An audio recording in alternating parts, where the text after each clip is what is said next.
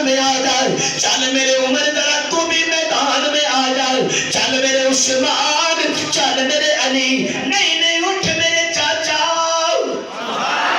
ادھر میدان میں آ جاؤ، اب لڑنے کا وقت آ گیا۔ ادھر نبی کے یاروں نے اسلحہ اٹھا لیا۔ اسلحہ بھی کیا ہے، انہوں نے ہاتھوں میں چھڑیاں پکڑ لی۔ یہ جب نکلے میدان میں، اللہ اعلان کر کے کہتے ہیں، اللہ فرماتے ہیں میرے محبوب تیرے یاروں کے ہاتھوں میں اسلام کی سر بلندی کے لیے جب اشرے کی صورت میں چھڑیاں آ جائیں گی، میں اللہ اعلان کر کے کہہ دوں گا، فرمایا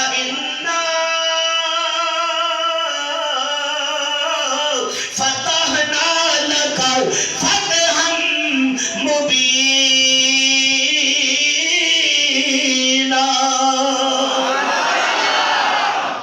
نبی کے یار تلواریں اٹھا لے، کیا اٹھا لے؟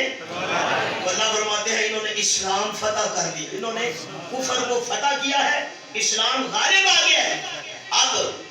اب مسئلہ کھل گیا، قل جاء الحق وزهق الباطل۔ پھر بات دور چلی گئی، تو کہنا چاہتا ہوں میرے آقا تشریف فرما ہے، علماء جانتے ہیں کہ نبی علیہ السلام لیٹے ہوئے ہیں اور بستر اوڑھ کے لیٹے ہوئے ہیں، بستر لیا اوپر لیٹے ہوئے ہیں۔ کہتے ہیں اللہ پاک نے کہا حضرت جبریل کو جا میرے نبی کے پاس جا، میرا پیغام۔ حضرت جبریل علیہ السلام کہتے ہیں یا اللہ 1,24,000 نبی کے پاس گیا ہوں، اب یہ صرف نبی تو نہیں ہے، یہ تو نبیوں کا بھی نبی ہے، یہ تو نبیوں کا بھی، اس کے بعد اور کسی نے نبی بن کے تو آنا نہیں ہے۔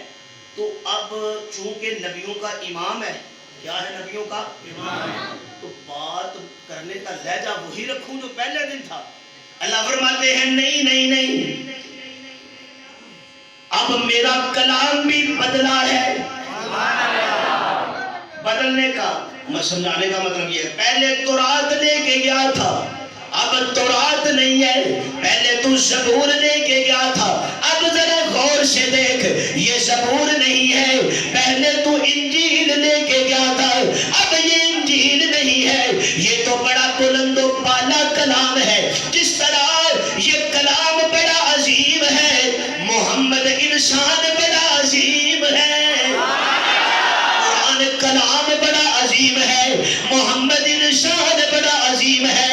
اس کے پاس قرآن لے کے چلا جا، اللہ میں بات کیسے کروں، کس انداز میں بات کروں؟ فرمایا جو انداز، جو ماحول، جو صورت میرے نبی کے بیٹھنے کی ہوگی، اسی صورت کو قرآن بنا کے میرے نبی کو مخاطب کر دینا۔ اب حضرت جبریل آ گئے، دیکھا میرے نبی بستر پہ لیٹے ہوئے ہیں، قربان میں اپنے نبی کے بستر پہ، قربان میں اپنے محبوب کے گھر پہ۔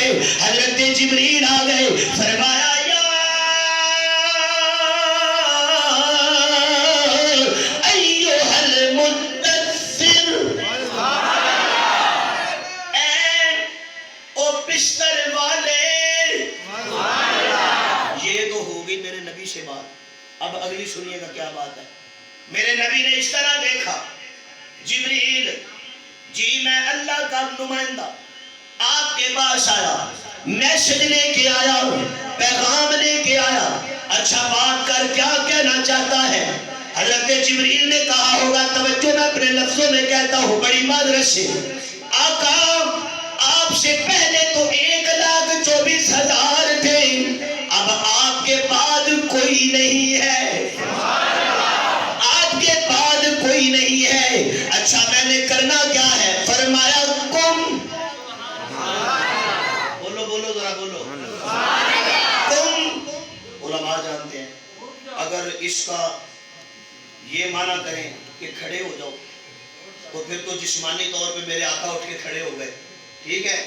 تو اگر اس کا یہ معنی کریں آپ کے سامنے بت پرست ہیں، توجہ چلے، اور آسانی آج کا تو دور اسی پہ گئے ہیں حیات مماد دے چکر ہے، صحیح ہے نا؟ تو انہوں پتہ نا اس مسئلے دا حیات مماد دے دا اینڈ چوپنے جی میں پتہ ہی کوئی، پورے ملک سب تو بہت آپ کے حیات مماد والا مسئلہ چل رہا ہے، اسی پہ گئے ہیں مسئلہ حیات مماد دے، اس واسطے ہے اصل گل پیچھے رہ گئی۔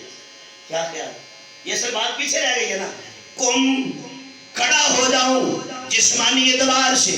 فرمایا جسمانی اعتبار سے بھی کھڑے ہو جائیے. اگلی بات آپ کے سامنے بت پرست, آپ کے سامنے غیروں کے پجاری, آپ کے سامنے ایک نہیں 360 کو پکارنے والے, آپ کے سامنے قبروں کی پوجا کرنے والے, آپ کے سامنے یہ سارے بیٹیوں سے ناانصافی کرنے والے, والدین کا ادب نہ کرنے والے, علماء سے نفرت کرنے والے, مساجد و مدارس کے دشمن, بگڑا ہوا معاشرہ کفر اور شرک کی دلدل میں بیٹھے ہیں. اچھا اب میں نے کیا کرنا ہے؟ فرمایا تم ان کے مقابلے میں کھڑے ہو جاؤ. شرک اندھیرا ہے, آپ قرآن والی روشنی لے کے کھڑے ہو جاؤ. کفر اندھیرا ہے, قرآن والی روشنی لے کے کھڑے ہو جاؤ. بدعت اندھیرا ہے, قرآن والی شمع لے کے کھڑے ہو جاؤ. والدین کی نافرمانی اندھیرا ہے, قرآن والی شمع لے کے کھڑے ہو جاؤ. کھڑے میں نے کیسے ہونا ہے؟ فرمایا کم فانذر. کیا کرنا ہے؟ ان سے بات کرو, ان کو ڈراؤ. اور اب اس ڈرانے میں بھی ایک شفقت ہے. اس ڈرانے میں کیا ہے؟ یہ وہ ڈرائی نہیں ہے کلاشن کو کڈو دے پیر دو, ہے تو بچو, یہ وہ ڈرانا نہیں ہے کہ جیڑا اعلان کرو جیڑا ایس وٹ کو لنگیا میں گولی مار دینی ہے. ایک وہ بھی ڈرانا ہوتا ہے, ایک یہ ڈرانا ہوتا ہے جس بندے نے اس بندے سے سلام لی میں اس کا دشمن ہوں, یہ وہ ڈرانا نہیں ہے. بلکہ میرے نبی کا ڈرانا تو دیکھو ذرا. نبی علیہ السلام کھڑے ہیں طائف کی وادی میں. آئے جی تسا سبحان اللہ پوری نہ کی تھی تو میں صبح 4 بجے تک تقریر کر دی, کیونکہ ان پسینہ آ گیا, گلا میرا کھل گیا, ٹینشن میں کوئی نہیں کسی قسم. اب پکھے میں ہمیں بند نہیں کرائے. سنو ذرا توجہ جو میں کہنا چاہتا ہوں.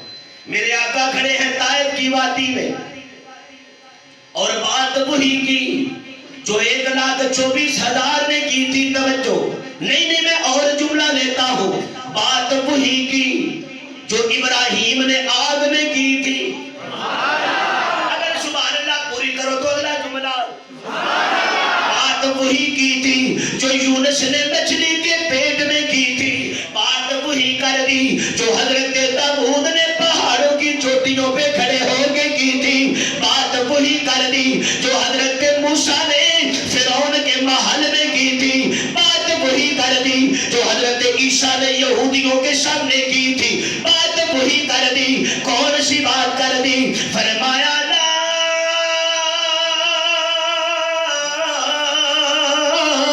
الہ الا اللہ.